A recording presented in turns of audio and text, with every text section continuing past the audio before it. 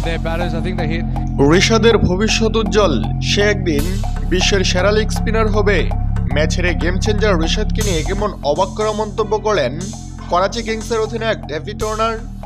দর্শক, পিএসএল এ গতকাল রাতে আবারও মাঠে নামে বাংলাদেশের লেগ স্পিনার ঋষাদ হোসেন। তার দল লাহোর কালান্দার্সে দিন দাপুটে এক জয় পায় করাচি কিংসের বিপক্ষে, যেখানে বল হাতে আবারও জাদু দেখিয়েছেন এই লেগি অলরাউন্ডার। 4 ওভারে মাত্র 26 রান দিয়ে 3 উইকেট তুলে নেন ঋষাদ হোসেন। আর এমন চোখ ধাঁধানো পারফরমেন্সের কারণে সুপার পাওয়ার অব দ্য ডের পুরস্কারও জিতেছেন ঋষাদ হোসেন। যাই হোক দর্শক, এদিকে ম্যাচ হেরে প্রতিপক্ষ ডেভিড ওয়ার্নারের মুখে প্রশংসায় ভেসেছেন এই লেগি অলরাউন্ডার।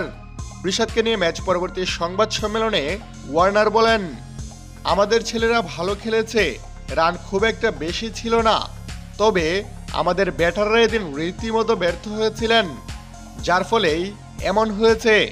বলা যায় তাদের লেগ স্পিনার ঋষাদের জন্য আমাদের টপ অর্ডার ভেঙে যায়। এই ছেলেটা দুর্দান্ত বল করেছে এদিন।